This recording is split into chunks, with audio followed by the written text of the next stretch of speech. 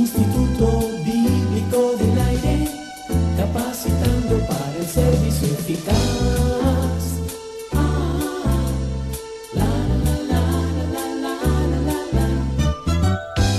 Bienvenido y bienvenida, amable oyente del Instituto Bíblico del Aire. Continuamos hoy con la serie de estudios sobre el Nuevo Testamento. Nuestro interés es que usted obtenga un mayor conocimiento de la palabra de Dios. Acompáñenos a descubrir enseñanzas extraordinarias. Ya Alberto Valle está listo para presentarnos la lección de este día. Preste mucha atención.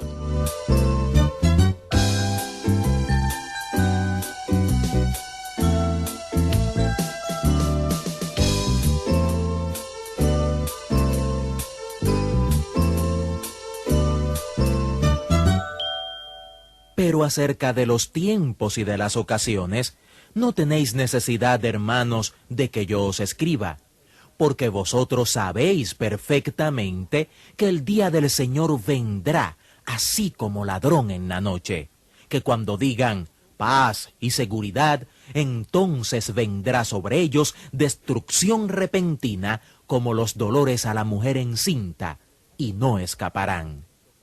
Así comienza Pablo el 5º capítulo de su primera carta a los tesalonicenses. Le damos la bienvenida, estudiante del Instituto Bíblico del Aire.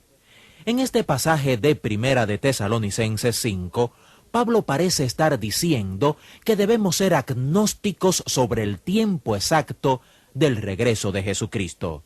El tema de su primera y segunda cartas a los tesalonicenses es la segunda venida de Jesucristo.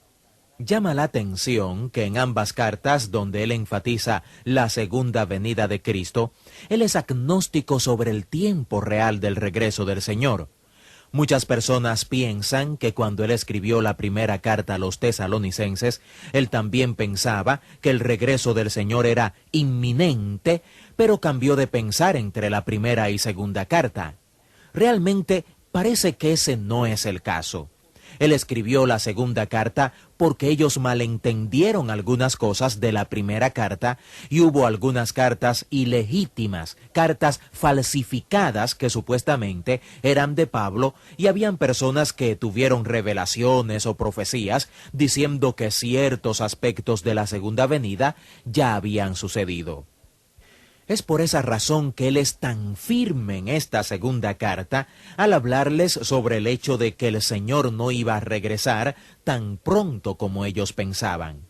El Señor también lo dijo en un discurso en el Monte de los Olivos, que nadie sabía ni el día ni la hora. Él dijo que ni aun el Hijo lo sabía.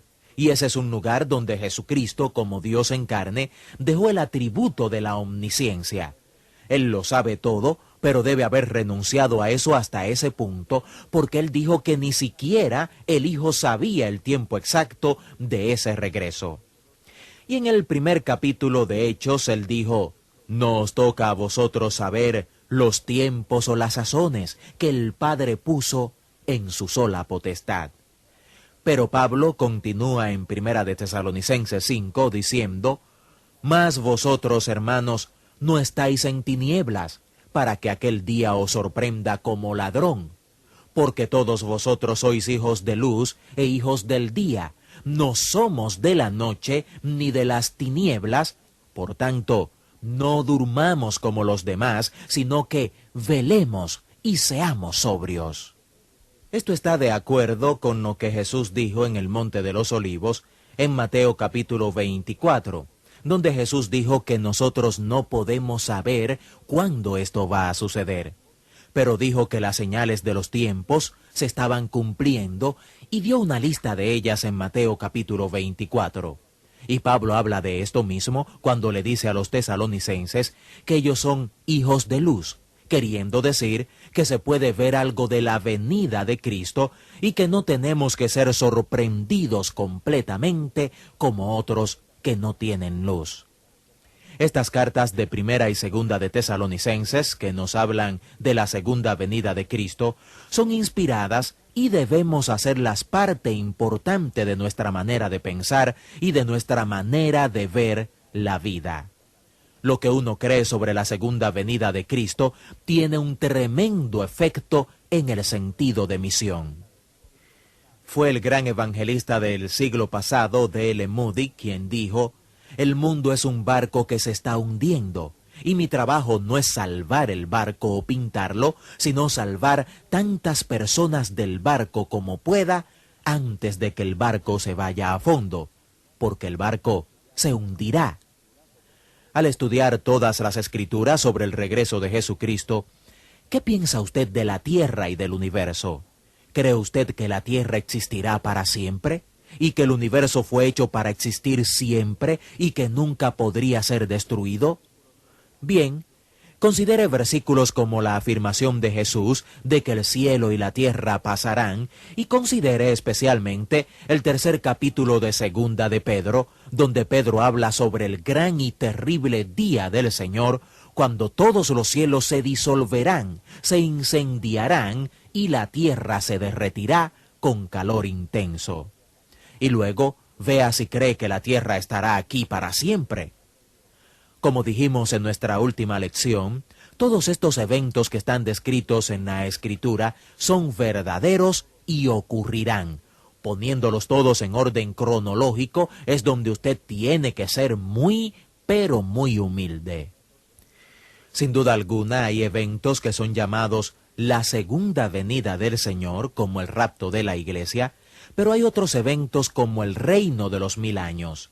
Algunos toman eso literalmente, otros lo toman figurativamente.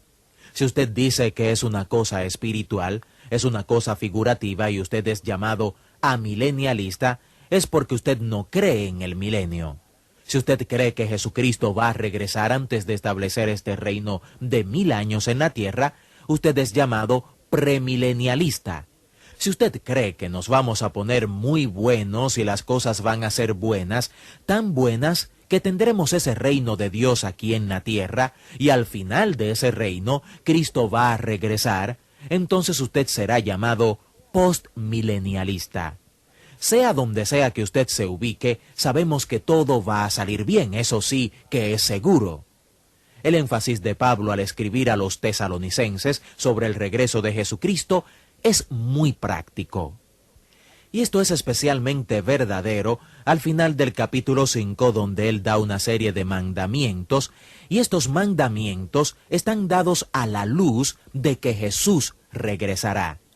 Fíjese en todos los mandamientos que da. Por lo cual, animaos unos a otros y edificaos unos a otros, así como lo hacéis. Os rogamos, hermanos, que reconozcáis a los que trabajan entre vosotros y os presiden en el Señor y os amonestan, y que los tengáis en mucha estima y amor por causa de su obra. Tened paz entre vosotros. También os rogamos, hermanos, que amonestéis a los ociosos, que alentéis a los de poco ánimo, que sostengáis a los débiles, que seáis pacientes para con todos. Mirad que ninguno pague a otro mal por mal.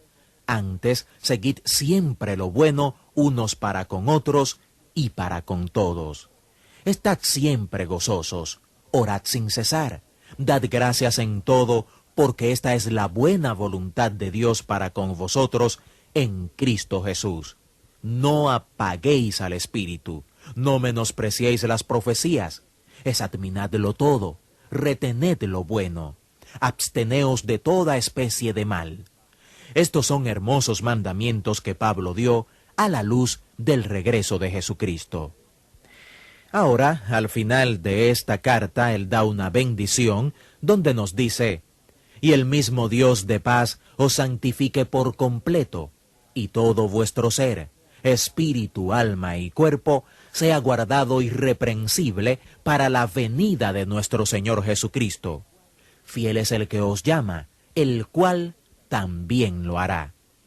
Esa es una hermosa bendición, y de esa bendición en los versículos 23 y 24, muchos sacan lo que llaman la posición de tricotomía. Si usted sabe de esto, hay algo que se llama dicotomía y tricotomía, teológicamente hablando. Cuando uno discute lo que un ser humano es y cuál es la constitución de un ser humano, algunos dicen que tiene dos partes. Es un ser espiritual y es un ser físico. Es un hombre interior y un hombre exterior. pero más bien tiene tres partes.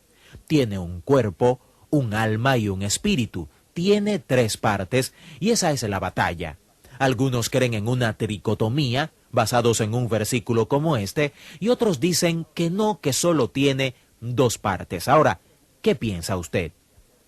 Una pregunta interesante que hacerle a uno que cree en la tricotomía es, si un hombre es cuerpo, espíritu y alma, ¿cuál es la esencia de su alma? No es física, ¿verdad? No es visible, ¿verdad? No es tangible, ¿cierto?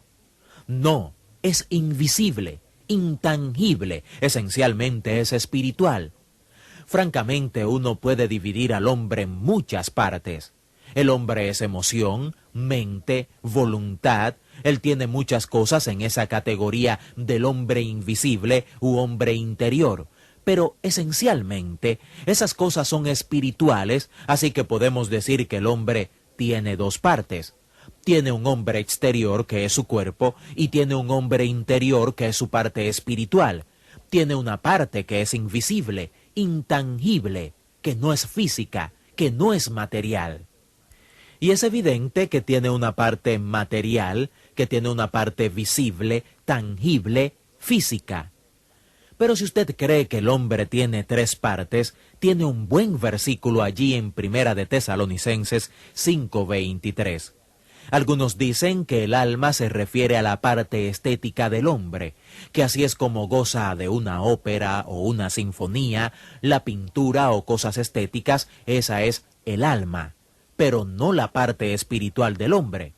Por supuesto, además de esa parte espiritual que hay en nosotros, somos exhortados y amonestados a recibir al Espíritu de Dios y luego ser llenos del Espíritu. Así que, sea que tengamos dos partes o tres, ciertamente lo importante es que seamos controlados por el Espíritu Santo. Eso nos hace espirituales en verdad.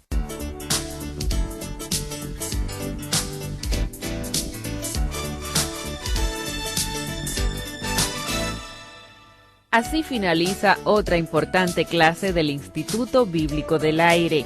El IVA le ofrece gratuitamente a vuelta de correos notas impresas de esta serie sobre el Nuevo Testamento. También nos gustaría escuchar su testimonio de la forma en que estos estudios son de utilidad para usted. Escríbanos al Instituto Bíblico del Aire, apartado 2805, Miami, Florida, 33265, Estados Unidos, o al correo electrónico iba@transmundial.org. Que Dios le bendiga y hasta nuestra próxima clase. Instituto Bíblico del Aire, capacitando para el servicio eficaz.